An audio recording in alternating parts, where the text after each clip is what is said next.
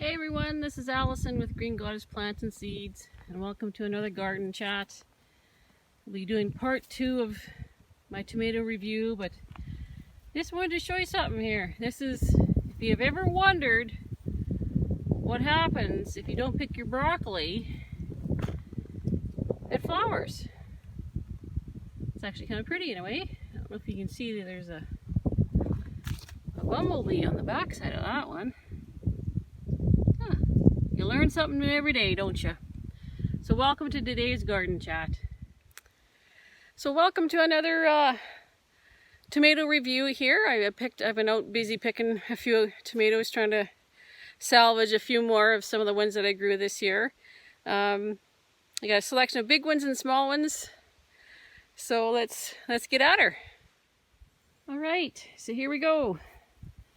So again, a lot of them ended up cracking, and of course with cracking they start to rot. I know this first variety, this is Costas Portuguese, and they were nice big beefy tomatoes, but by the time they actually ripened, like as you can see, like they were already kind of cracked and starting to rot. Like theirs is huge. I mean, we could probably still take a few slices off of that and taste it, but like that's a nice big tomato. So this is Dacosta's Portuguese. So it's so frustrating. You know, we have such a short season, and even though in spite of the hot weather we had, you know, it still seemed to take forever for the tomatoes to ripen. You know, you can't hurry a tomato. This next one, this is the purple Cherokee. And again, the same problem, you know, by the time they started to ripen, they were cracking and starting to rot and all that. So I was kind of hoping to do a taste comparison between this and the carbon, because they are very similar to each other. And that's the carbon there, which I'll get to in a minute.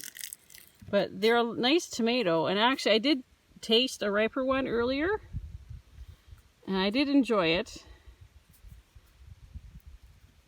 And there's some nice big ones too off of these. So that's the Cherokee purple. And beside it, now this is the blue fire. And it looks, as you can see earlier in my first tomato review, I had the dark galaxy, and so they look very similar, if not identical almost. But I did do a bit of a taste comparison with them, and I found the dark galaxy to be sweeter and more flavorful than the blue fire. The blue fire is still pretty. It's still a nice pretty looking tomato with all the striping and speckling, and it's actually kind of attractive, but I didn't find it to have as nice a flavor as the dark galaxy. So that's blue fire. And beside that, we have the old-time favorite Oxheart. So this is just plain Oxheart. This is a variety that I remember my grandma growing in her garden. It's a nice old-fashioned standby tomato, good all-purpose. Most of them were producing, you know, the traditional Oxheart shape, but some of the plants threw off, you know, more round, oblate shaped ones. But they're a nice, good old-fashioned tomato, good for, like I said, all-purpose. Lots of people use them for canning or processing. And beside that one, we have the Helsing Junction Blues. So this is a lovely antho cherry tomato. This is the first variety that I grew that had the antho coloring in it, and so I'm kind of fond of it. I actually find it had a nice flavor. They are quite large. The one thing I've noticed about growing stuff out here on the farm is that they're bigger.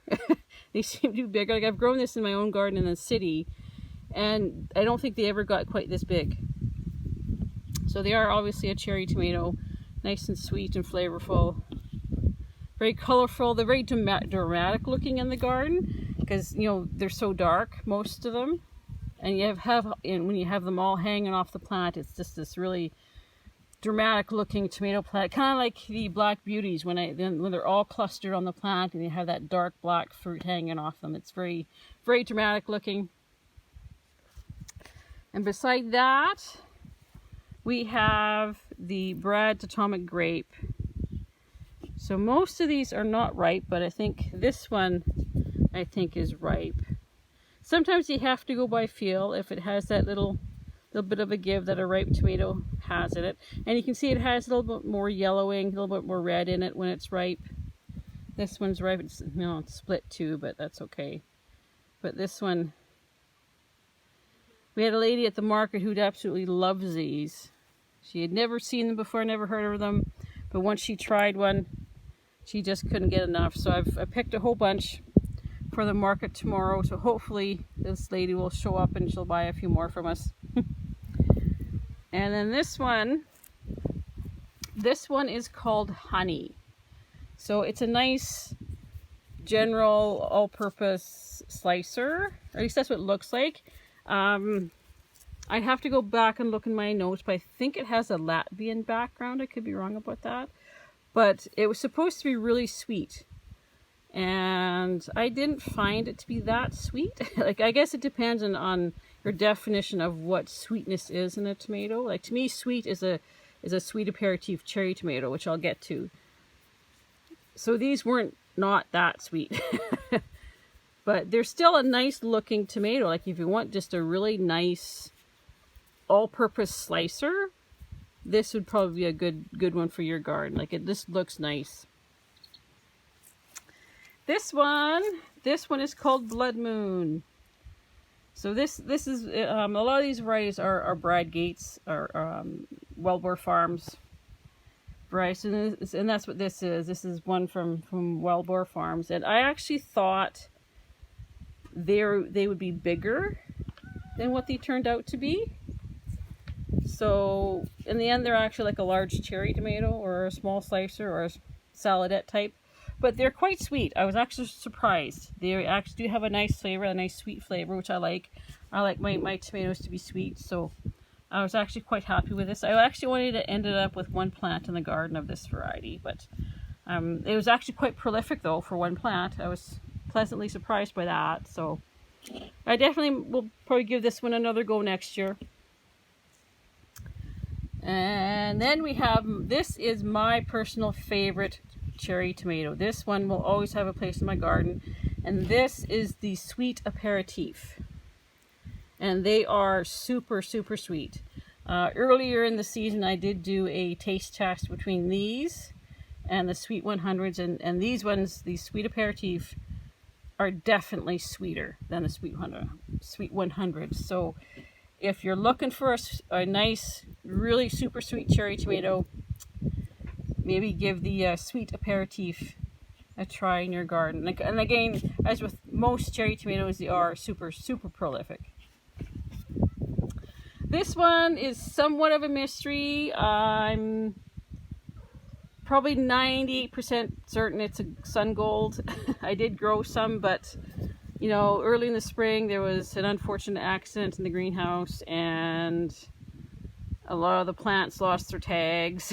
So I had planted it out with my Sweet 100s because that's what I initially thought it was, but obviously it's not a Sweet 100.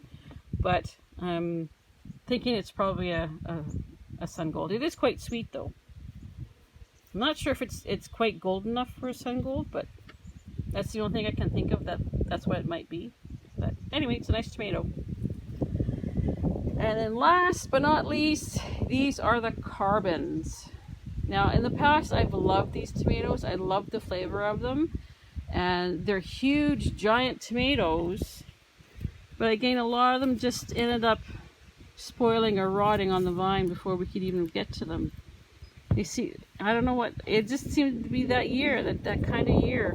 But as you can see, they are very similar to the Cherokee Purple in the coloring and the way they look. So I was kind of hoping to do a bit of a taste test, but I don't think that's going to happen. Not this year. Maybe next year I can try that. So that's the Carbon. You know. Oh well. Anyway, that's the part 2 of my tomato review.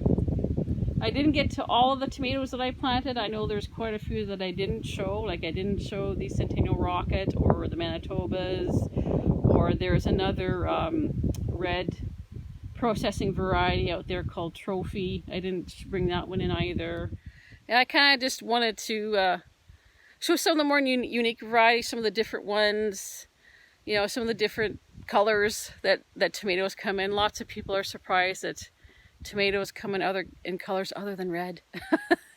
You know, I've heard so many people tell me that at the farmers market over this, you know, this past month or so, that oh, they've never seen a yellow tomato, or they've never seen an orange tomato, you know, let alone, you know, a purple or black one. So it's, in a way, it's kind of feels good to introduce people to new things, you know, get them thinking that, hey, there's more out there than just the average red store-bought tomato. Anyway, but like I said, I had 30 different varieties, so I didn't get them all, but that's okay. I'm hoping to do the rest of my yard cleanup or the garden cleanup over the next few weeks, and there's still lots of fruit out there. I'm not sure what will happen to it. Most will probably just end up being composted because we just don't seem to have the time or the capacity to actually deal with it, to process it. I mean, there's lots of different ways we could deal with it. We could freeze it, we could, you know, cook it down into sauce. You know, ideally we like to sell most of it if we can, but it is getting late in the season, so not too sure what'll happen with all of those tomatoes that are out there. And again, like I said, a lot of them are already rotting on the vine, either blossom end rot or the cracking, or we did have frost, so some of them survived the frost, not bad. There's actually some out there that are actually still growing, but a lot of other ones are just, no, the frost killed them, they're done. So anyway, that is today's garden talk. That is today's tomato review, and I hope you're having a great week, and I hope you're looking forward to the weekend. And until next time, you take care.